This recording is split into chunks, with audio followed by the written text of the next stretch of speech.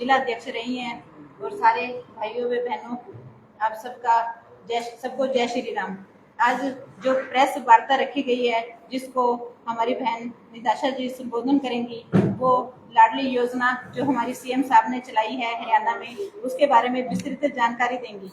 Press वार्ता का main उद्देश्य यही है कि प्रेस वार्ता से हमारी जो ये योजना है वो जन जन तक पहुंचे। धन्यवाद। आज जो हमारे जिला फतेहाबाद के अंदर इस प्रेस वार्ता को रखा गया है, ये आज पूरे प्रदेश में हर डिस्ट्रिक्ट पर हमारी जो बहनें हैं, हमारी प्रदेश स्तर की जो बहनें हैं, उनको चुना गया है कि एक एक डिस्ट्रिक्ट में जाकर हमने प्रेस वार्ता करनी है, जिसमें विशेष रूप से जो हमारे बहुत ही यशस्वी मुख्यमंत्री श्री नायब सिंह सैनी जी ने जब 2024 के अंदर हमने इलेक्शन लड़ा, तो हमने हमारे वचन पत्र के अंदर एक वादा, एक वचन अपनी बहनों से किया था। वो था कि हमारी सरकार जब बनेगी, हम 2100 रुपये हर महीने हमारी 18 साल से लेके 60 साल तक की जितनी भी हमारी बहन बेटियां माताएं हैं, उनको हम देने का काम करेंगे। और आपके माध्यम से, क्योंकि हमारे जितने भी पत्रकार साथी होते हैं, छायाकार बंधु होते हैं, ये हमारे पूरे समाज का आंख बनने का काम भी करते हैं और कान बनने का काम भी करते हैं। तो आपके माध्यम से हम सभी बहनें, जो उन्होंने इस योजना के माध्यम से अपने वचन को भी पूरा किया है और बहनों को सम्मान देने का भी काम किया है, दीनदयाल जी लाडो लक्ष्मी योजना के माध्यम से, जो कि हमारी 25 तारीख से लॉन्च की जा रही है, इसके लिए हम माननीय मुख्यमंत्री जी का बहुत बहुत आभार व्यक्त करते हैं। और इस योजना के बारे में मैं थोड़ा सा पूरे विस्तार से आपको बताना चाहूंगी, क्योंकि जब भी कोई योजना लागू होती है तो उसके बारे में कई तरह की भ्रांतियां विपक्ष फैलाने का काम करता है। इस योजना को लेने के लिए किसी भी हमारी बहन बेटी को कोई दिक्कत ना आए, इसलिए इस विशेष रूप से आपके माध्यम से मैं इस योजना के बारे में आपको थोड़ा सा बताना चाहूंगी। ये जो हमारी दीनदयाल लाडो लक्ष्मी योजना है, ये अभी शुरुआती दौर में जो हमारी परिवार पहचान पत्र के अंदर जिनकी इनकम 1 लाख तक है, उस घर में जितनी भी 18 साल से लेकर 60 साल तक की हमारी बहन बेटियां हैं, वो इस योजना का लाभ ले सकेंगे। और माननीय मुख्यमंत्री जी ने इस विशेष रूप से इस बात का भी ध्यान रखा कि जब भी किसी योजना को लागू किया जाता है तो उसके फॉर्म अप्लाई करने के लिए बहनों को जगह जगह चक्कर काटने पड़ते हैं। लेकिन इस योजना की विशेषता ये भी है कि 25 तारीख को एक ऐप के माध्यम से इस योजना को लॉन्च किया जाएगा, और आप स्मार्टफोन के माध्यम से अपने घर बैठकर ही कोई भी बहन अपने आप को इस योजना के लिए रजिस्टर्ड कर सकती है। और एक ही मोबाइल से घर में जितनी भी बहनें हैं, चाहे 2 हैं, 4 हैं, 5 हैं, वो एक ही मोबाइल से रजिस्टर्ड हो सकती हैं। इसके लिए बहनों को कहीं भी सीएससी सेंटर पर या अन्य किसी स्थान पर जाकर बार बार चक्कर काटने की जरूरत नहीं है। और इसमें दूसरी बात मैं आप सबके माध्यम से बताना चाहूंगी कि विशेष रूप से इस बात का ध्यान रखा गया है कि हमारे एक परिवार में अगर एक से ज्यादा बहनें हैं, एक ही फैमिली आईडी में, मान लीजिए एक माता है और 2 या 3 उनकी बेटियां हैं, तो वो तीनों की तीनों इसका लाभ ले सकती हैं रजिस्ट्रेशन करने के बाद।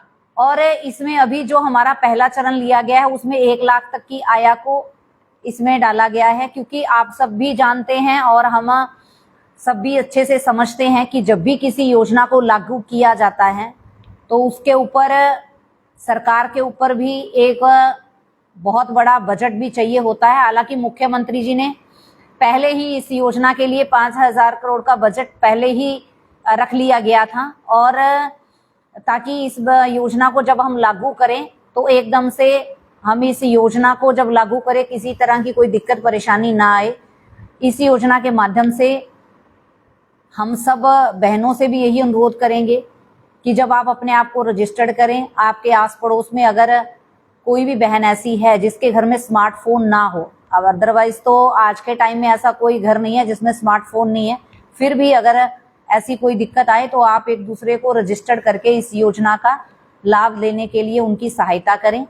और दूसरी बात, अगर कोई अन्य पेंशन का लाभ ले रहे हैं पहले से ही, वो परिवार इस योजना का लाभ, वो महिला पर्टिकुलर इस योजना का लाभ नहीं ले पाएंगी, क्योंकि वो पहले ही सरकार की पेंशन योजना का लाभ ले रहे हैं।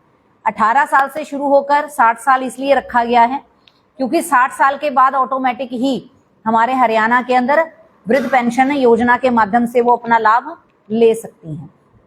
तो मैं आपके माध्यम से इस योजना को इसलिए बताना चाह रही थी ताकि किसी तरह की कोई भी कंट्रोवर्सी क्रिएट ना हो, किसी बहन को कोई दिक्कत ना आए, ताकि हम इस योजना का पूरे तरह से लाभ ले सकें। और अगर इस योजना को लेकर आपकी किसी तरह के कोई क्वेश्चंस हैं तो मैं आपसे भी यही अनुरोध करूंगी कि आप वो सवाल पूछ सकते हैं। योजना शुरू होती है, देखा जाता है कि कुछ बुढ़ापा पेंशन दे रहा है, बंदा जिंदा है तो उसको मना कर दे रहा है, इसमें ऐसा ना हो तो क्या करेंगे? मैंने अभी जस्ट आपसे शेयर इसीलिए किया और मैंने बताया अभी कि अगर कोई सरकार की अन्य किसी पेंशन योजना का लाभ ले रहा है तो वो इसमें रजिस्टर्ड कर ही नहीं पाएगा। मेरा क्वेश्चन ये नहीं है जी, मेरा क्वेश्चन ये है कि जिस तरह आप बीपीएल कार्ड बने, लोगों के पास 100% बीपीएल कार्ड बना हुआ है, ठीक है, योजना का लाभ दे रहे हैं, और इसमें जो इंसान जिंदा है उसकी मृत्यु पेंशन शुरू हो रही है, इस तरह की जो धंधलेबाजी सेक्स में होंगी, इसको लेकर आप कैसे करोगे? आप कह रहे हो घर से कर सकते हैं, वेरिफिकेशन कैसे करवाओगे? इस ऐप के माध्यम से, इस ऐप को जोड़ा गया है आधार कार्ड से, आपकी फैमिली आईडी से, आपके बैंक अकाउंट से।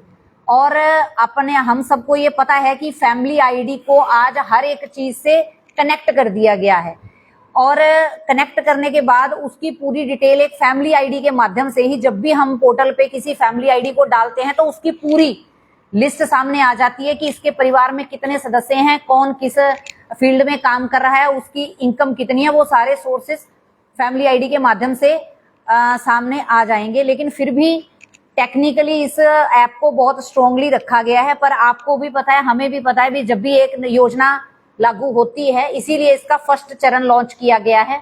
अगर आप सबके माध्यम से ही हमें पता चलेगा कि अगर कोई फर्जीवाड़ा हो रहा है या किसी तरह की इसमें कोई क्वेरीज आ रही हैं, वो क्वेरीज को सॉल्व किया जाएगा ताकि नेक्स्ट चरण में किसी तरह की ऐसी क्वेरीज ना रहें। इनकम का जो क्राइटेरिया रखा गया है ना जी, वो लाख रुपए महिलाओं का कहना है थोड़ा ज्यादा आना चाहिए। जब इलेक्शन में वायदा किया गया था वो क्राइटेरिया नहीं था, अब जब योजना लागू की जाए तो क्राइटेरिया आ गया। देखिए, इसमें जब भी हम योजना किसी को भी लागू करते हैं, हम सबको पता है कि हमारे पूरे हरियाणा की अगर हम बात करते हैं, वहां पे 50% जो नेतृत्व के नाते भी और जनसंख्या के नाते भी महिलाओं का रहता है। अगर आप एकदम से इसको लॉन्च कर देंगे तो एकदम से, आपको भी पता है हमें भी पता है कि एकदम से सब कुछ हौच पौच होने का एक सिस्टम रहता है। इसीलिए फर्स्ट चरण को इसमें लॉन्च किया गया है ताकि 1 लाख तक सबसे जो कम इनकम वाले हमारी बहनें हैं उनको लाभ दिया जा सके, और अगले चरण में बाकी बहनों को भी। माननीय मुख्यमंत्री जी ने भी स्पष्ट रूप से कहा है कि हमने जो वचन दिया था, क्योंकि हमने संकल्प पत्र नहीं दिया था, हमने वचन पत्र दिया था, और भारतीय जनता पार्टी ने अपने वचन पत्र में जो कहा उसको वो कंप्लीटली पूरा करने का काम हमारी सरकार करेगी। और दूसरा जो हमारी आज प्रेस वार्ता का विषय है, वो विषय था जो कि कांग्रेस सरकार के नेताओं द्वारा माननीय हमारे यशस्वी प्रधानमंत्री श्री नरेंद्र मोदी जी की माता जी के बारे में अभद्र भाषा का प्रयोग किया गया। और मुझे लगता है कि एक माँ हम सबके लिए साझी होती है, माँ का सम्मान हम सबके लिए होता है। और जिन लोगों ने इस भाषा का प्रयोग किया है, मैं उनको भी याद दिलाना चाहती हूँ कि उनका जन्म भी एक माँ के द्वारा ही हुआ है। तो आज उन्होंने जो गाली दी है, जो अभद्र भाषा का प्रयोग किया है, सिर्फ नरेंद्र मोदी जी की माता के लिए नहीं किया, उन्होंने अपनी माँ के लिए भी किया है, अपनी बहन के लिए भी किया, और अपनी बेटी के लिए भी उन्होंने इन शब्दों का इस्तेमाल किया है। क्योंकि हमारा समाज, हमारी भारत की संस्कृति हमें ये सिखाती है कि बहन बेटी सबकी साझी होती है, और माँ का जो सम्मान है, माँ का जो दर्जा है, वो भगवान के बराबर है। और जिसने ये अभद्र भाषा का प्रयोग किया है उसको पूरे समाज से माफी मांगनी चाहिए, क्योंकि उसके घर में भी बहन बेटियां हैं। और मैं उन बहन बेटियों से भी यही अनुरोध करना चाहूंगी कि जिस व्यक्ति द्वारा इस भाषा का प्रयोग किया गया है, कृपया वो अपने उस बाप से, अपने उस भाई से ये सवाल जरूर करें कि क्या वो किसी की बहन बेटी या मां नहीं है। उन्होंने किसी की मां के लिए इतने गलत शब्द का प्रयोग किया जो आज तक नहीं किया गया, तो उनको शर्म आनी चाहिए। हम उनकी बहुत बहुत निंदा करते हैं और इसके लिए हम पूरी बहनें, समाज उनसे यही बात कहना चाहेगा कि आज जो शब्द उन्होंने माननीय प्रधानमंत्री जी की माता के लिए इस्तेमाल किए हैं, तो उन्होंने अपमान पूरी नारी शक्ति का किया है, नारी समाज का किया है। जो नारी इस धरती पर जीवन को जन्म देने का काम करती है, उसका भरण पोषण करने का काम करती है, एक गुरु के नाते शिक्षा देने का काम करती है, तो उनका जो ये अपमान है वो कतई समाज सहन नहीं करेगा। उनको इसके लिए माफी मांगनी चाहिए। और दूसरा, मैं आपके माध्यम से भी ये बात जरूर रखना चाहूंगी कि चाहे कोई भी सरकार है, आज भारतीय जनता पार्टी की सरकार है, इससे पूर्व कांग्रेस की सरकार रही, भारतीय जनता पार्टी की सरकार ने हमेशा महिलाओं को मान सम्मान देने का काम किया है। ये तो सिर्फ एक योजना की बात है, लेकिन इससे पूर्व भी चाहे महिलाओं को समझने की बात, आवास योजना महिलाओं के नाम देने की बात, उज्ज्वला गैस कनेक्शन की बात, घर घर शौचालय की बात, और सबसे बड़ी बात आज बात करते हैं महिलाओं की। विपक्ष ने हमेशा यह सवाल उठाया कि महिलाओं को आगे बढ़ाना चाहिए, लेकिन माननीय प्रधानमंत्री जी ने करके दिखाया। 33% आरक्षण देने का काम किसी सरकार ने नहीं किया, किसी ने हिम्मत ही नहीं की, लेकिन माननीय प्रधानमंत्री जी ने करके दिखाया। और हरियाणा के अंदर 50% रिजर्वेशन पंचायती चुनाव के अंदर भारतीय जनता पार्टी ने बहुत पहले कर दिया था। और हम चाहे बात करते हैं महिलाओं को सम्मान देने की, सबसे बड़ी बात और सबसे पहली बात आती है महिलाओं का जीवन बचाने की। 2014 से पहले कांग्रेस की सरकार के अंदर जगह जगह बोर्ड लगे मिलते थे कि यहाँ लिंग जांच की जाती है, लेकिन 2014 के बाद क्या कहीं ऐसा लिखा मिला आपको? नहीं मिलेगा, क्योंकि माननीय प्रधानमंत्री जी ने जब पानीपत की धरातल से एक आवाज उठाई थी, बेटी बचाओ बेटी पढ़ाओ, और ये सिर्फ एक राजनीतिक पार्टी द्वारा नहीं किया गया था, ये एक समाज का आंदोलन बना। और आज उसी की बदौलत है जिस हरियाणा की पहचान बेटियों को कोख के अंदर मारने के लिए एक छवि बना दी गई थी, आज उस हरियाणा की पहचान बनी है कि आज यहाँ बेटियों को पढ़ाया जाता है, बेटियों को बचाया जाता है। आज हमारे 1000 बेटों के पीछे 1010 तक हमारी बेटियां आज हो चुकी हैं। तो ये करके दिखाया है भारतीय जनता पार्टी की सरकार ने, करके दिखाया है। ये मैं कोई हवा में बातें नहीं करी, ये प्रैक्टिकल आंकड़ों की बात कर रही हूँ मैं कि ये आंकड़ा चिंताजनक है कि लगातार लिंग अनुपात बढ़ रहा है। मेरी रिपोर्ट जो आई है, एक आधा गांव हो सकता है, कोई भी कहते गांव में 10 फालतू हो गया। मैंने आपसे यही कहा कि आज से पहले 2014 से पहले हरियाणा की पहचान क्या थी। मैं इस बात को इसलिए दावे के साथ कह रही हूं क्योंकि मैंने 2016 में इंटरनेशनल लेवल पे मुझे मौका मिला था इंडिया को रिप्रेजेंट करने का। तब मेरे सामने ये सवाल आया था कि हरियाणा के अंदर बेटियों को कोख में क्यों मारा जाता है। तो ये सवाल मेरे लिए बड़ा चिंताजनक था कि ये हरियाणा की छवि हमारी क्यों बनी हुई है। लेकिन आज हरियाणा की छवि बेटियों को पढ़ाने के लिए, बेटियों को आगे बढ़ाने के लिए, खेलों के अंदर आज हमारी बेटियां ने जो मान सम्मान बढ़ाया, कोई भी रिजल्ट आप उठा के देख लो, मेरिट में हमेशा आपको बेटियां मिलेगी। आज कोई भी बात, कोई भी राजनीतिक पार्टी अगर बात करे तो मेरा सबसे यही अनुरोध होता है कि जो ये सामाजिक विषय होते हैं इसमें हमें पार्टीबाजी नहीं करनी चाहिए, इसमें हमें समाज कल्याण की बात करनी चाहिए, समाज को आगे बढ़ाने की बात करनी चाहिए। अगर कोई भी राजनीतिक पार्टी अच्छा इनिशिएटिव लेके आती है तो उसका हमें बढ़ चढ़कर समर्थन करना चाहिए, सहयोग करना चाहिए। देखिए, इस विषय के अंदर माननीय मुख्यमंत्री जी ने विशेष रूप से इन्वेस्टिगेशन के लिए विशेष कमेटी बनाई, विशेष रूप से इसकी जांच हो, इसकी भी पूरा ध्यान दे रहे हैं, एक एक चीज की रिपोर्ट ले रहे हैं, एक एक चीज के बारे में बताया जा रहा है।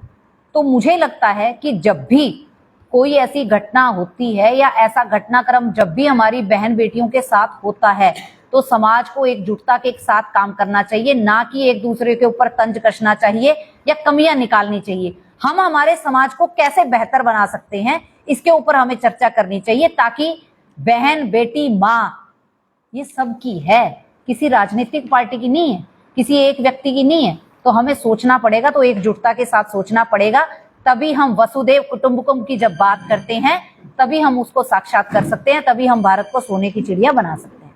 धन्यवाद। मैडम, आपने एक बात कही है कि महिला को सशक्त बनाने की, जैसे महिला को सशक्त बनाने की बात सही है कि आरक्षण दिया, चुनाव भी लड़ी महिलाएं, अधिकांश देखने में आता कि महिला जो चुनी जाती है तो प्रतिनिधि उस चेयर पे जाके बैठता है। अभी जिला में भी यही बात हुई, पीछे रतिया में हुआ मामला है कैसे ही कि चेयरमैन प्रतिनिधि उस कुर्सी पे बैठे जो चेयरपर्सन महिला थी। चेयरपर्सन महिला है, उसका पति उस कुर्सी पे बैठ रहा है, इसके लिए सरकार ने तो अनुमति नहीं दे रखी ना, वो तो उस पति और पत्नी की अंडरस्टैंडिंग है। महिलाओं को सशक्त करने के लिए एक पार्टी क्या कदम उठा सकती है? आरक्षण देके उसको रिजर्वेशन दे सकती है। रिजर्वेशन तो दिया सरकार ने, इसलिए तो वो चुन के आई। उसके बाद उनकी घर की अंडरस्टैंडिंग क्या है, क्या वो पति उसका सहयोग करता है उसको सशक्त बनाने के लिए, या उसको बैकफुट पे रखता है, ये तो उसके परिवार का मसला है जी, सरकार का तो नहीं है।